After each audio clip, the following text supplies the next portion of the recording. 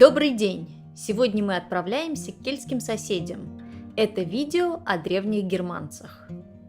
Скандинавия – регион на севере Европы. В него по разным вариациям включают Швецию, Норвегию, Данию и Исландию. Германские племена пришли сюда во второй половине первого тысячелетия до нашей эры. Римляне слабо отличали германцев от кельтов, только по месту расположения относительно реки Рейн. Согласно древнеримскому историку Тациту, у них голубые глаза, русые волосы и рослые тела.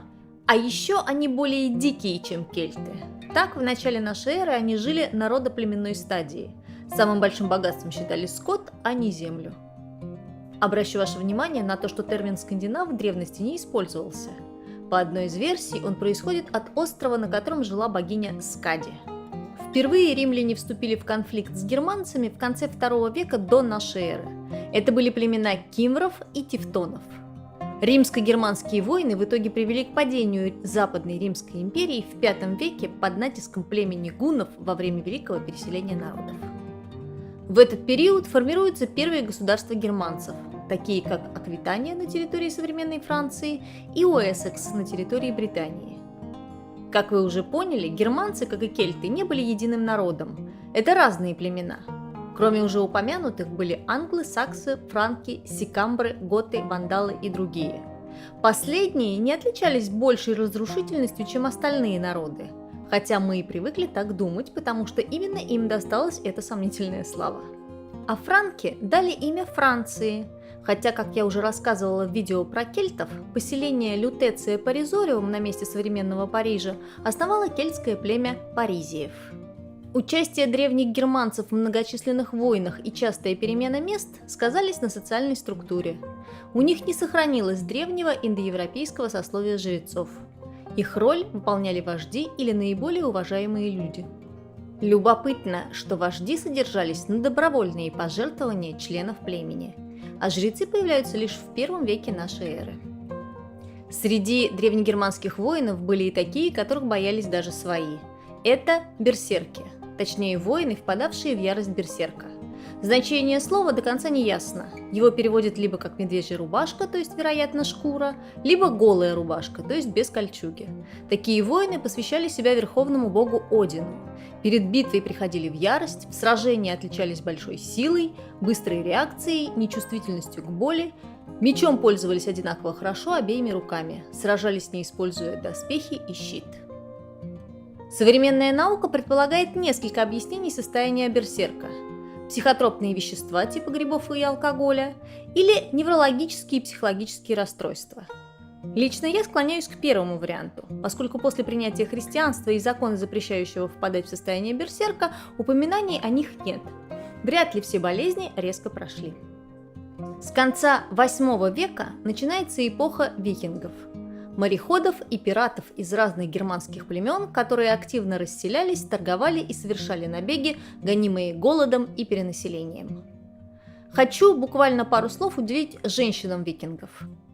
Долгое время истории о скандинавских женщинах-воительницах считались досужими россказнями.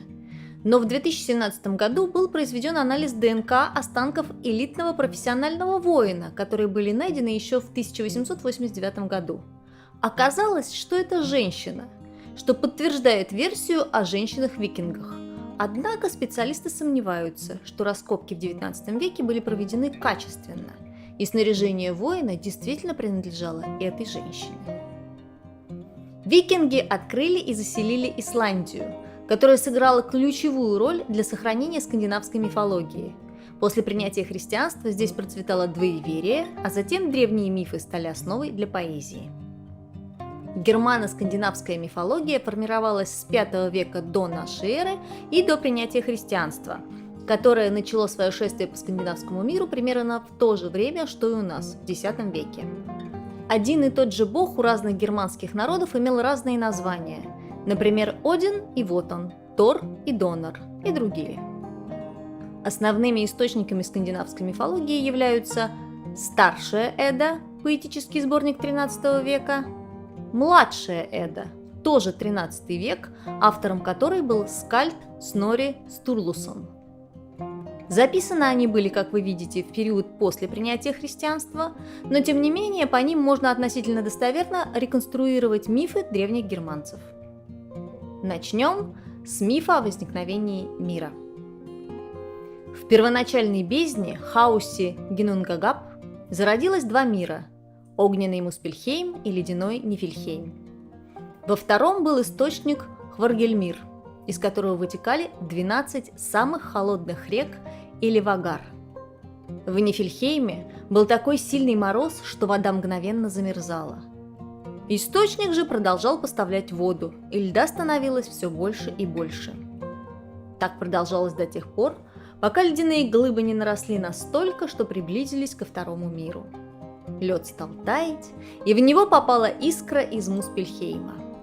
Из этой смеси зародились первые живые существа – великан Эмир и корова Аудумла. В подмышке Эмира зародились мужчина и женщина, а ноги произвели на свет шестиголового великана Йотуна Трудгельмира. Корова кормила Эмира молоком, а сама питалась инеем с соленых камней. Она облизывала теплым языком холодные камни, и снова из тепла и холода зародилась жизнь. Это был бог бури. У него родился сын Бор, который взял в жены внучку Эмира, великаншу Бестлу. У них родилось 3 детей – братья Один, Вилли и Ве. Мальчики выросли и убили Эмира, из тела которого сотворили мир. Мясо стало землей, кровь водой, волосы лесами и так далее. Обращу ваше внимание, что подобные истории о создании мира из тела первочеловека или древнего чудовища есть в разных культурах. Это, например, Тиамат в Месопотамии, Пуруша в Индии и Паньгу в Китае. Кровь Эмира затопила весь мир, и в ней погибли почти все великаны, кроме Бергельмира, потомка Трудгельмира и прародителя всех новых великанов и его жены. Они спаслись в лодке или в ковчеге. Ничего не напоминает? Один вместе с братьями создали людей из деревьев. Мужчину по имени Аск – ясень и женщину Эмблу – иву. Один вдохнул в них жизнь и наделил душой. Вилли одарил разумом и способностью двигаться, а Ве научил говорить и чувствовать. Те же братья сотворили вертикаль миров. В центре расположили Мидгард – землю, срединный мир, и поселили там людей. Глубоко под человеческим миром находится Хельхейм, владение великанши Хель, мир мертвых. Высоко над Мидгардом разместился Асгард, обитель богов, асов, где верховным богом был Один. Работая над этим материалом, у меня возникла вот какая версия. Боги индуизма называются суры. Их противники – асуры, то есть как бы антибоги. Скандинавы, как и индийцы, принадлежат к индоевропейской прообщности. Предполагаю, что асы – это асуры, которые потеряли конечную часть названия в исторических перипетиях. Такие факты не редкость. Сразу скажу, что я не лингвист, и, возможно, специалисты в этой области закидают меня тухлыми помидорами. Но вернемся к картине мира германо-скандинавской мифологии. Между Мидгардом и Хельхеймом находится Свартальхейм, мир цвергов, гномов. С другой стороны, наверху, между Мидгардом и Асгардом, Льёсальфхейм, мир альвов, которые со временем превратились в эльфов. Эти 5 миров как бы нанизаны на мировое древо ясень Игдрасиль. Для того, чтобы дерево продолжало жить как можно дольше, богини судьбы Норны поливают его. Они же вырезают на нем рунами человеческие судьбы. Вокруг Мидгарда есть еще 4 мира. Йотунхейм, мир великанов-йотунов на востоке. Ванахейм, мир ванов, богов природы на западе. Нифельхейм, возникший из первоначального холода на севере, где живут инеистые или ледяные великаны. И Муспельхейм, результат изначального огня на юге, место жительства огненных великанов. Асгард и Мидгард соединяются радужным мостом Бифрёстом. По другой версии, он может соединять Асгард со всеми мирами. Его охраняет страж богов Хеймдаль. Другой мост, Геларбру, перекинут через реку Гьёль. Он ведет в Хельхейм, мир мертвых. Это тонкий золотой мост, который звенит, когда по нему идет живой, и остается тихим, если по нему следует мертвый. Его охраняет великанша Модгут и четырехглазый пес Гарм. Образ последнего перекликается с Кербером, охранявшим Аид, и четырехглазыми собаками индийского бога загробного мира Ямы.